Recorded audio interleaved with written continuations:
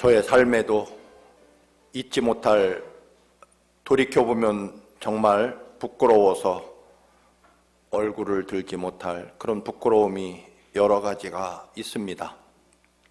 그 중에 하나, 거짓말에 관한 것입니다.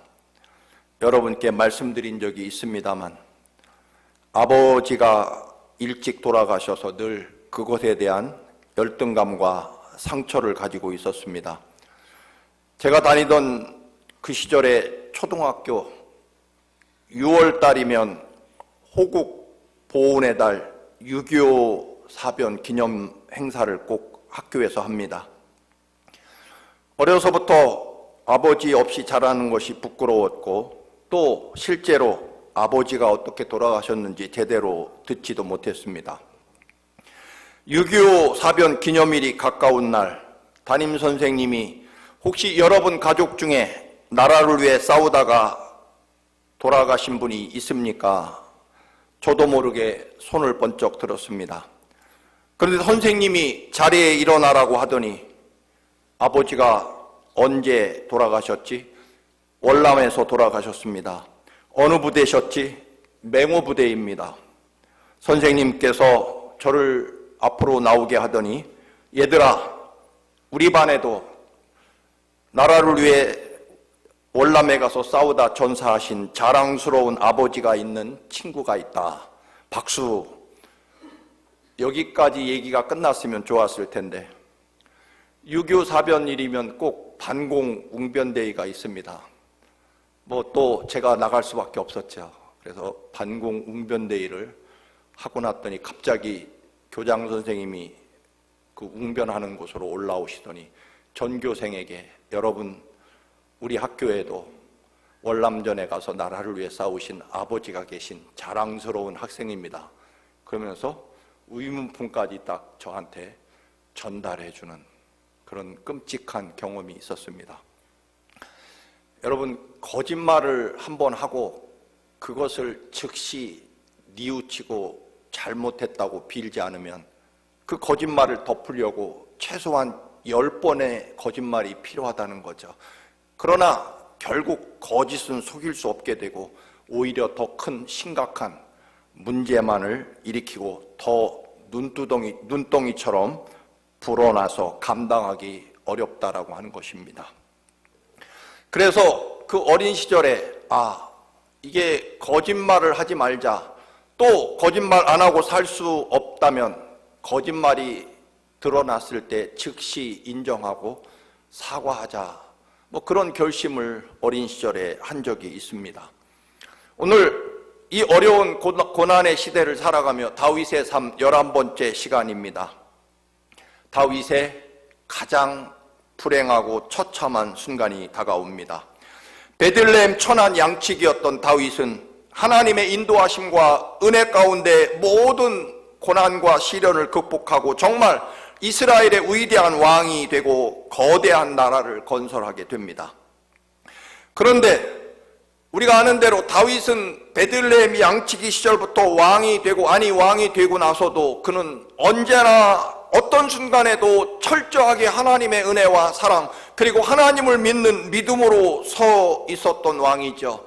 그래서 절대로 하나님 말씀을 따랐고, 그리고 그는 겸손과 감사를 잊지 않습니다. 그래서 예루살렘으로 법궤를 모셔오고 법궤를 운반할 때는 베에봇이라고 하는 정말 천한 옷으로 갈아입고 거의 벌거벗은 몸으로 백성들과 함께 법궤 모셔오는 기쁨을 춤으로 추는 그런 모습을 보일 만큼 하나님을 사랑하고 겸손했던 왕입니다.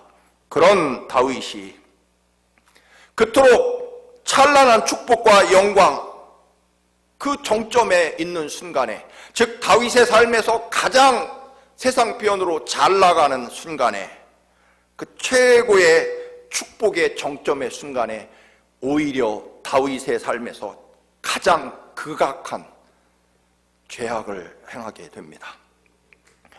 다윗은 그동안 외부와의 전쟁이나 싸움에서 패하거나 죽은 적이 없습니다. 그런데 축복과 영광의 최정점에서 가장, 그것도 스스로 죽음 또는 죄악을 선택하게 됩니다. 이스라엘에 비가 내리던 우기가 끝나고 이제 전쟁의 계절이 시작되었습니다. 늘 전쟁의 가장 앞에 서던 다윗은 이번에는 궁전에 머물게 됩니다. 다윗의 권력이 아주 확고해졌고 이스라엘 군대도 이제 강력하게 훈련이 잘 돼 있어서 왕이 직접 전쟁에 나가지 않아도 이길 수 있다는 판단이 섰습니다. 그래서 암몬과의 전쟁에 다윗은 전쟁에 참전하지 않고 요압 장군에게 전쟁을 맡기게 됩니다. 여러분, 우리가 멸망의 길에 빠지지 않으려면 하나님의 백성으로 꼭 서 있어야 할 곳에 늘 그 자리에 서 있어야 한다는 것입니다.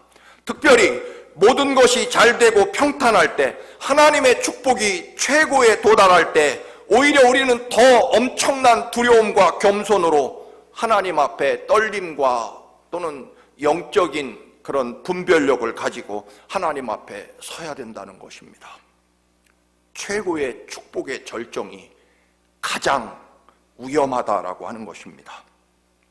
여러분, 최근에 우리 윤 대통령께서 대통령이 되고 나서 훨씬 더 조심하고 두려워해야 됨에도 불구하고 큰 말실수를 한 것을 우리는 기억합니다. 여러분이 나름대로 평안하고 문제가 없을 때 우리는 훨씬 더 겸손해져야 되고 훨씬 더 두려워해야 된다는 것입니다.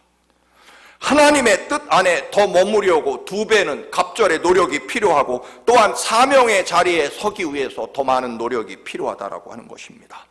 하나님, 은혜 안에 머물러야 합니다. 내가 생각하는 곳에 있어서는 안 된다. 내가 판단하는 곳에 있어서도 안 된다. 하나님의 뜻에 따라 행동해야 되고 끝까지 하나님의 은혜이며 하나님의 사랑, 하나님의 축복이라는 겸손과 감사를 놓아서는 안 된다라고 하는 것입니다. 그래서 오만한 자리에, 죄악의 자리에 앉으면 안 된다라고 하는 것입니다. 여러분이 언제나 하나님의 뜻과 은혜의 자리에 서 있기를 주님의 이름으로 축원합니다. 다윗이 하나님의 법궤를 운반할 때 3만 명의 군대와 군악대를 모두 물리치고 왕관과 왕의 옷을 벗어버리고 처음 주님을 만났던 베들레헴 양치기의 모습으로 하나님의 법궤를 예루살렘으로 운반해 옵니다. 그랬던 다윗이 지금까지 10주 동안 우리는 다윗이 얼마나 위대한 믿음과 하나님의 말씀과 은혜를 따르려고 그 어떤 순간에도 그 어떤 위기에도 변함없이 굳건하게 오직 하나님만 바라보는 위대한 신앙인이었다는 것을 말씀을 드렸습니다. 그런데 오늘은 끔찍한 일이 벌어집니다. 다윗이 전쟁을 피해서 궁궐에 머물렀고 그런데 목욕하는 여인을 발견하고 그 여인에 대해서 사람을 보내 알아보게 됩니다. 알아보니 자기의 가장 충성스러운 부하 우리아라는 장군의 아내 밧세바였습니다. 그런데도 그 밧세바를 자기 침실로 데리고 옵니다. 최고의 성공과 권력을 부하의 충성스러운 부하의 아내, 더군다나 하나님의 법궤를 지키기 위해 목숨 걸고 싸우는 부하의 아내와 간음하는 일에 하나님이 주신 그 위대한 축복을 사용하게 됩니다. 하나님 앞에 그토록 신실한 다윗도 편안하고 잘 되니까, 걱정거리가 없어지니까 영적으로 하나님과 거리가 멀어지게 되고 결국 하나님이 주신 그 왕의 자리와 권력을 자기 육체의 욕망과 쾌락을 즐기는 일에 사용하게 됩니다.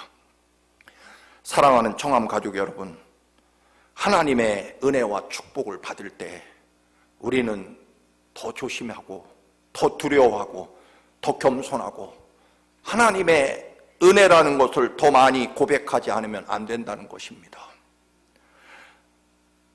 베들레헴 양치기로 시작해서 얼마나 많은 세월 목숨을 걸고 전쟁터를 누비며 얼마나 많이 죽을 뻔했습니까? 그리고 얼마나 하나님을 많이 사랑했습니까?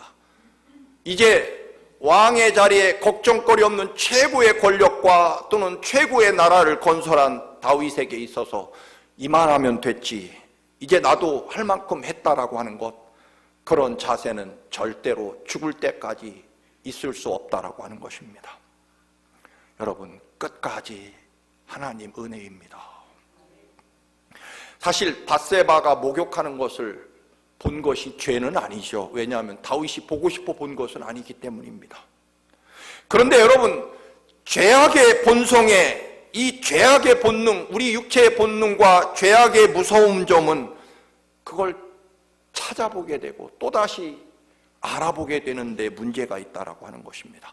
우리는 죄악이 얼마나 무서우냐면 그 죄의 자리를 다시 쳐다보게 하고 또 누구인지 알아보게 한다는 것입니다.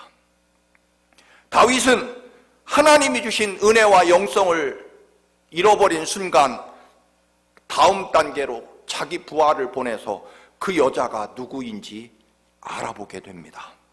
이번에는요, 다윗의 의지와 본인의 노력으로 행동했다라고 하는 것입니다.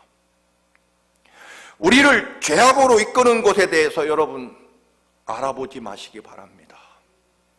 담배를 피워보면 어떤 맛일까? 그거 알아봐서 뭐 하시게요? 술이 만취가 되도록 취하면 어떤 기분일까? 여러분 그거 알아서 뭐 하겠습니까? 망하는 길이죠.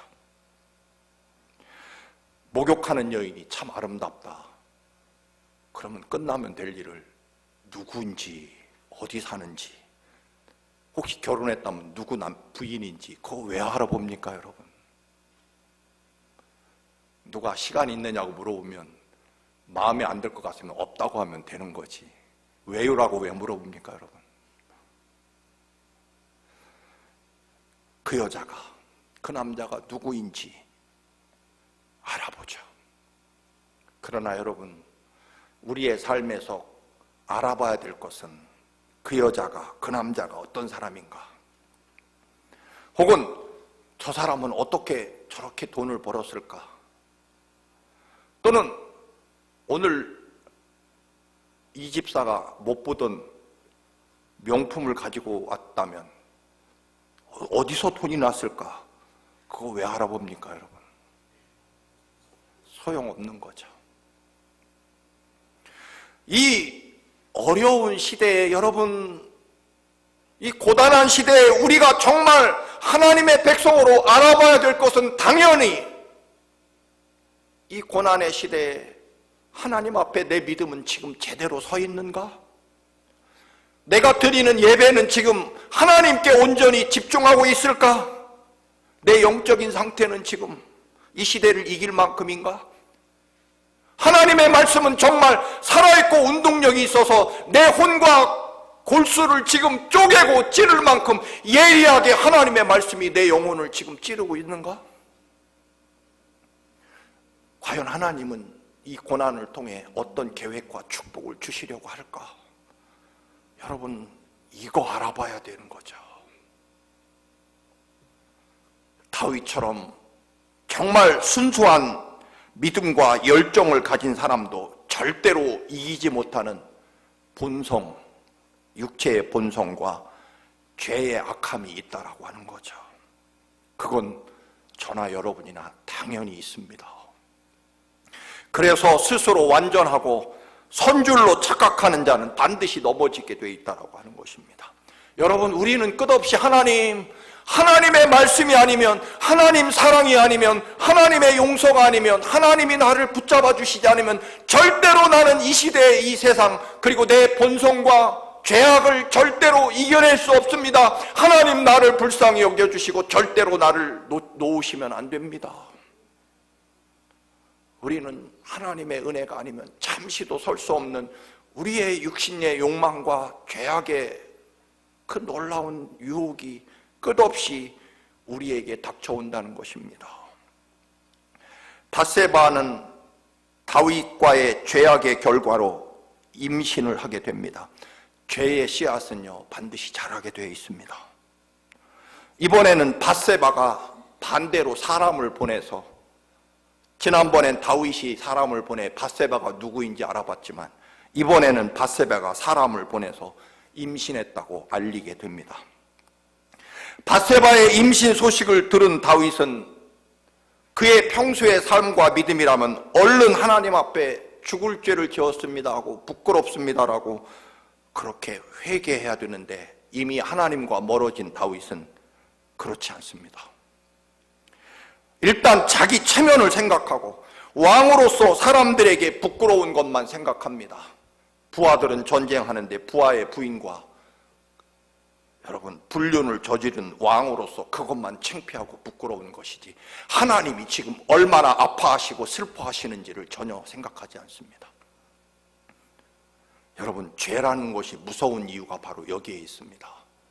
하나님으로부터 아예 점점 멀어지게 합니다. 그리고 죄라고 하는 것은 가장 무서운 본성을 하나 숨기고 있는 것은 죄는 숨기고 싶어하고 가리고 싶은 거죠.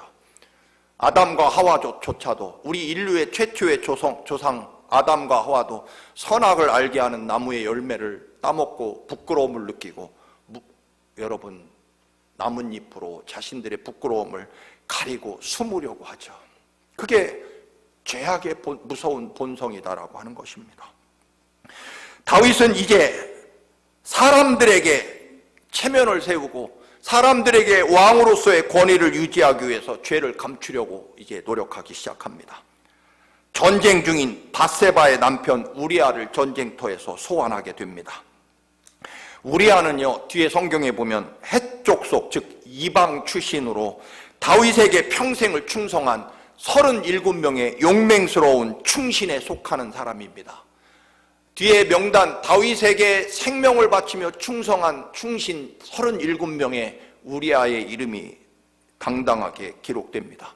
다윗은 우리아를 불러 충성이 고맙고 하나님과 또는 왕을 위해, 나라를 위해 목숨을 걸고 싸우는 우리아를 상을 주겠다는 그런 거짓으로 우리아를 불러 여러분 최고의 음식과 상을 주면서 휴가를 줍니다. 애썼다.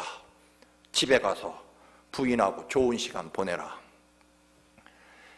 그렇게 휴가를 주고 왕의 음식, 수라상까지 상으로 내려주며 마치 우리아가 용맹하게 싸워서 상을 주는 것처럼 포장합니다. 그러나 우리아는 집으로 가지 않고 궁궐 대문에서 이슬을 맞으며 잠을 잤다는 소식을 듣게 됩니다. 다윗이 우리아를 불러 왜 그랬느냐, 집에 가서 쉬라니까. 그러자 우리아가 11절 대답합니다. 우리아가 다윗에게 이르되 언약궤와 이스라엘과 유다가 야영 중에 있고 내 주 요압과 내 왕의 부하들은 바깥 들에 진치고 있거늘 내가 어찌 내 집으로 가서 먹고 마시고 내 처와 같이 자리이까. 이방인인 헷 족속 출신인 우리아가요, 하나님의 언약궤가 들판에 지금 전쟁터에 있고 우리 이스라엘의 군대가 지금 목숨 걸고 들판에서 이슬을 맞으며 피를 흘리며 싸우고 있는데 제가 어찌 부인과 가서 음식을 먹고 부인과 침대에서 잠을 잘 수 있겠습니까? 여러분, 그토록 하나님을 사랑하고 하나님의 은혜와 축복을 소유한 다윗은요, 그의 은혜와 축복을 자기 부하와 아내와 간음하는 데 쓰고 이방 출신인 우리아는 하나님의 법궤를 위해 끝까지 충성합니다. 다윗은 자신의 의도가 실패하자 또 2단계로 나아갑니다. 이제 다윗은 우리아에게 직접 술을 따라주며 술에 만취해서 정신을 잃게 만듭니다. 술에 취해 정신이 없으면 설마 본능적으로 집으로 가서 아내와 동침하겠지. 그러나 여러분, 아무리 술에 취했어도 우리아는요, 다른 부하들과 함께 잠을 잡니다. 술에 취해 정신을 잃어도요, 우리아는 뼛속까지 하나님과 나라에 그리고 다윗 왕에게 충성하는 충신이었다는 것입니다. 다윗은 맨정신에도 간음하는데도 말입니다.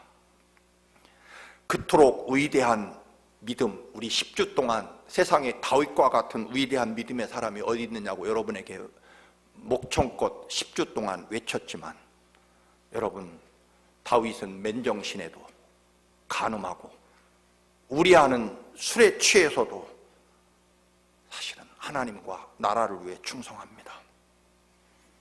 다윗, 세상 말로 갈 때까지 가는, 막장으로 가는 다윗의 모습을 봅니다.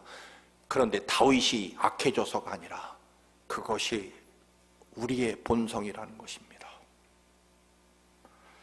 죄악의 함정에 빠지기 시작하면 죄가 우리를 바로 이런 곳으로, 이렇게 악한 곳까지 우리를 인도하게 되어 있다. 죄악도요, 우리를 세상 말로 끝장까지 우리를 이끌어 간다라고 하는 것입니다.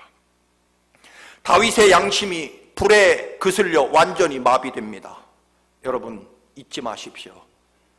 죄악이 우리의 믿음을 얼마든지 이길 수 있다는 것입니다. 죄악이 우리의 지위와 도덕 윤리를 얼마든지 이길 수 있다는 것입니다. 여러분, 제가 목사라서, 장로님이라서, 권사님이라서 그것과 죄의 권세와는 아무런 관계없다는 것입니다.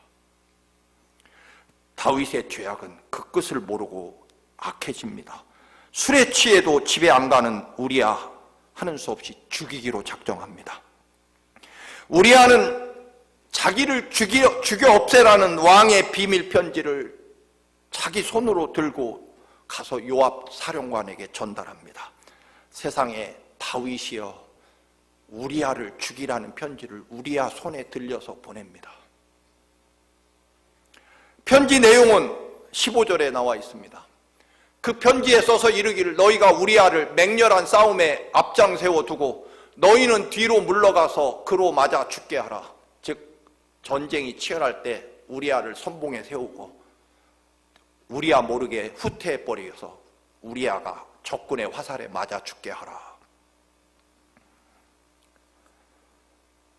여러분, 다윗이 누구입니까? 하나님의 은혜밖에 모르던, 하나님의 말씀밖에 모르던 하나님의 가장 충성스러운 다윗이죠. 다윗은요, 우리야만 죽이면 이상하니까 자기와 또 평생을 생사고락을 같이 하고 피를 흘리며 싸웠던 용맹스러운 특수부대 몇 명도 같이 우리야와 함께 죽게 만듭니다. 우리야만 죽인 게 아니라요, 우리야만 죽이면 이상하니까 다른 부하들 몇 명도 같이 거기서 죽게 만들었다. 우리야의 보고를 보고 보고를 받은 다윗은 뭐라고 말합니까? 전쟁을 하다 보면 적군의 화살이 사람 가리고 화살을 쏘는 거 아니고 전쟁에 참전하다 보면 누구나 다 죽을 수 있는 것이지 하면서 괜찮다라고 말합니다. 그리고 나서요, 더 가증스러운 것은 아주 슬프고 비장한 표정으로 뭐라고 말하느냐면, 여러분, 우리의 동지이며 우리의 전우였던 우리야가 원수 암몬에게 죽임을 당했습니다. 우리와 함께 싸웠던 우리야 장군의 죽음이 헛되지 않도록 반드시 암몬을 정복해서 우리 전우 우리야의 원수를 갚아야 됩니다. 아주 장엄한 명령을 내립니다. 여러분, 인간의 가증스러움과 위선이 바로 여기에까지 이르릅니다. 누가요? 천하의 다윗이 말입니다. 그렇다면 우리는 얼마나 가증스럽고 위선자일까요, 여러분? 하나님만 믿고 사랑하던 다윗이 이럴 수 있습니까, 여러분? 다윗이라면 그럴 리 없고요, 그럴 수 없는 사람입니다. 그러면 안 되는 사람입니다. 그런데 여러분, 아닙니다. 아닙니다. 다윗도 그럴 리가 있고요, 그럴 수 있는 사람입니다. 이 말은 우리 육체 속에 들어있는 본성이 얼마나 악하고 우리의 죄성이 얼마나 강한지를 알아야 된다는 의미입니다. 그래서 성경은 분명히 말합니다. 의인은 하나도 없고 모두가 죄인이라는 것입니다. 그래서 주님이 인간의 의와 선함으로 절대로 세상에 그 누구도 구원받을 수 없기에 주님이 대신 우리의 죄값을 갚으시기 위해 십자가에 주님이 친히 죽으셨다는 것입니다. 그래서 우리는 그 은혜로 사는 것입니다. 우리는 다 여기 그럴듯하게 앉아있지만, 죄송합니다만 목사인 저는 가운을 입고 이렇게 서 있지만 여러분 속을 들여다보면 얼마나 가증스러운지 아십니까, 여러분? 그런데 우리는 다른 사람을 심판하는 거죠. 다윗은 자기가 죽인 우리아의 장례를 아름답게 끝내주고 그리고 아내를 궁궐로 데려옵니다. 처음에는 밧세바가 누구인지 알아보았고 그 다음에는 잠깐 만났고 그리고 우리아를 죽이고 그 부인을 데려다가 살게 됩니다. 여러분, 죄악이 여기까지 가게 됩니다. 자신의 죄악을 완벽하게 감추고 포장했지만 하나님의 심판은 불꽃같이 임하기 시작합니다. 하나님이 다 보고 계신 거죠.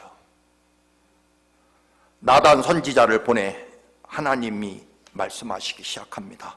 그 내용은 12장부터 나옵니다. 왕이여, 어떤 부자가 양과 소를 엄청나게 소유하고 있지만 자기 집에 손님이 오자 가난한 사람의 한 마리밖에 없는 양을 뺏어다가 손님을 대접했습니다.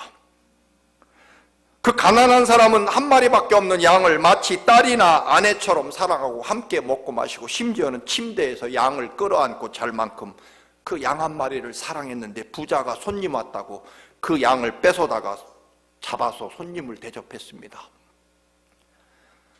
이 이야기를 들은 다윗은 너무나 분노하죠. 우리 백성 중에 세상에 이런 나쁜 놈이 있다니, 내가 그 놈을 당장 잡아다가 사형에 처하리라.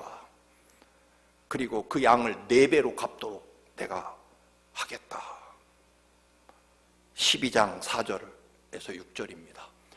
다윗이 노하여 나단에게 이르되 여호와의 살아계심을 두고 맹세하노니 이런 일을 행한 그 사람은 마땅히 죽을 자라. 내가 반드시 그 자를 잡아다가 죽일 것이다. 세상에 우리 이스라엘에, 내가 다스리는 나라에 이런 악한 인간이 있다니 가만두지 않을겠다. 그런 의미죠. 그 양 새끼를 4배나 갚아주게 하겠다. 나단이 무섭게 외치죠. 왕이여, 그 자가 바로 당신입니다. 왕이여, 당신이 바로 그 사람입니다. 당신이 우리에게 어떻게 하셨습니까? 하나님이 당신에게 주신 은혜가 얼마이고, 그런데 그 은혜를 가지고 당신은 당신의 충성스러운 부하 우리아에게 도대체 어떻게 하셨습니까? 하나님께서 부족하다면 더 주셨을 텐데, 당신의 부인이 지금 몇 명인데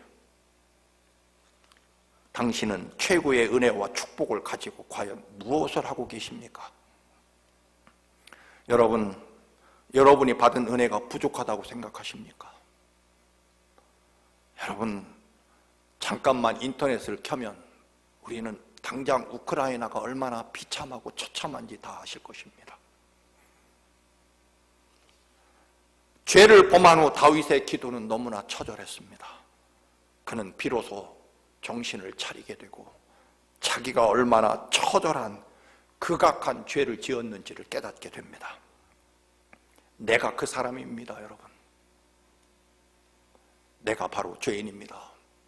그토록 위대한 믿음의 다윗도 결국 이런 죄악을 능히 행하는 사람이다. 여러분, 교만해서는 절대 안 됩니다. 다윗이 고백한 그 유명한 회개의 시 시편 51편, 다 읽을 수 없어서 일부만 여러분께 읽어드립니다. 하나님이여, 주의 인자를 따라 내게 은혜를 베푸시며 주의 많은 긍휼을 따라 내 죄악을 지워주소서. 물은 나는 내 죄과를 아오니 내 죄가 항상 내 앞에 있나이다. 5절, 내가 죄악 중에 출생하였으며 어머니가 죄 중에서 나를 잉태하였나이다.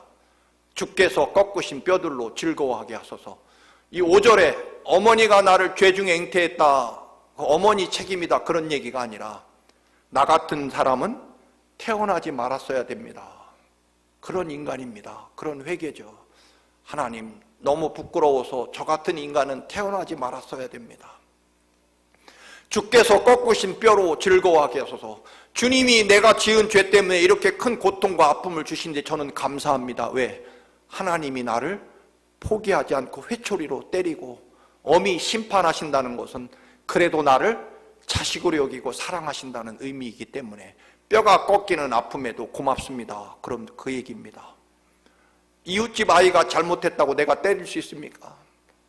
내 자식이니까 때리고 피가 나도록 훈계하는 거죠. 다윗이 하나님이 뼈를 꺾는 고통을 주신 거에 대해서 감사할 만큼 회개합니다.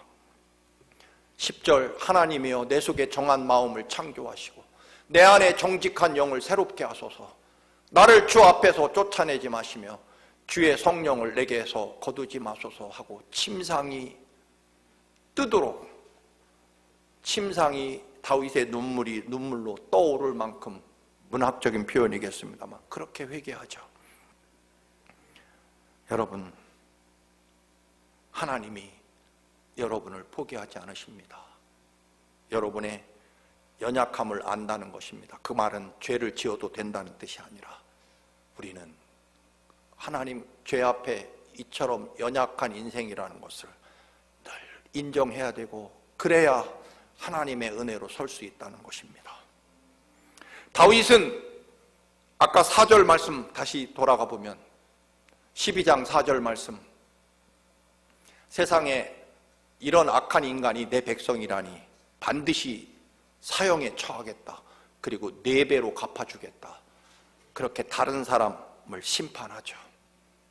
그런데 여러분, 다른 사람을 심판한 다윗은 결국 다른 사람 심판하는 말로 자기를 심판하게 됩니다. 여러분, 다른 사람을 심판하지 말아야 되는 이유는 그 심판이 곧 나를 향한 심판이 될 것이기 때문입니다. 우리는 다 죄인이기 때문에 그렇습니다. 여러분, 다윗이 세상에 이런 나쁜 놈 하면서 다른 사람을 심판하느라 자기 입으로 다른 사람 심판을 결국 자기 심판이 되게 됩니다. 그래서 4배로 심판하겠다는 말처럼 다윗의 아들 4명이 죽임을 당합니다.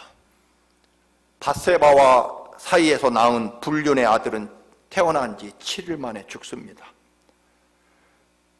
13장 28절에 보면 장남 큰아들 암논이 셋째 아들 압살롬에게 죽임을 당합니다.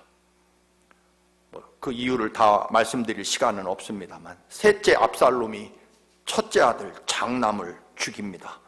18장 14절, 장남을 죽인 압살롬은 아버지에게 반역을 일으켰다가 요압 장군에게 결국 죽임을 당합니다. 15절, 청년 10명이 압살롬을 에워싸고 쳐 죽이니라. 셋째 아들이 죽습니다. 열왕기상 2장 25절, 가로는 제가 넣은 말입니다. 솔로몬이 왕이 되어 왕의 자리, 왕이 빠졌네요. 솔로몬이 다윗이 죽고 이제 왕이 됐는데 그 왕의 자리를 놓고 싸웠던 넷째 아들, 넷째 왕자 아도니아를 결국 쳐 죽이게 됩니다. 결국 다윗이 다른 사람을 분노하며 심판했던 4배로 갚게 하겠다는 말이 결국 자기 자신을 심판하는 말이 됩니다. 사랑하는 교우 여러분, 오늘 여러분께 드린 말씀은 결국 하나님 앞에 우리가 은혜 없이 존재할 수 없다는 것입니다. 우리 모두는 하나님의 은혜가 아니면 죄의 본성과 또는 이미 우리가 지은 죄를 용서받을 길이 없다라고 하는 것입니다. 그리고 언제나 우리는 조심하지 않으면, 감사와 은혜 안에 서지 않으면 우리 인생, 다윗의 인생의 최고의 정점에, 축복의 정점에서 가장 무서운 죄악을 행한다는 것입니다. 그게 우리 인생이라는 것입니다. 여러분, 다시 한번 하나님의 은혜를 놓지 마시기 바랍니다. 그리고 끝없이 감사함으로 하나님 앞에 서시기를 주님의 이름으로 축원합니다. 아멘. 우리의 생명과 삶을 주관하시고 우리 구원하시려고 십자가에 우리 대신 죽으신 주님, 그 은혜가 아니면 감히 하나님 앞에 설 수 없는 죄인임을 다시금 깨닫습니다. 주님, 우리를 놓지 마옵소서. 잠시라도 주님이 우리의 손을 놓으시면 우리는 아버지 죄악과 육신을 따라 살아갈 수밖에 없사오니 주여, 우리를 놓지 마옵시고 아버지의 한없는 사랑과 은혜로 늘 붙잡아 주옵소서. 주님 주신 은혜 잘 감당하게 하옵소서. 예수님의 이름으로 기도드립니다. 아멘.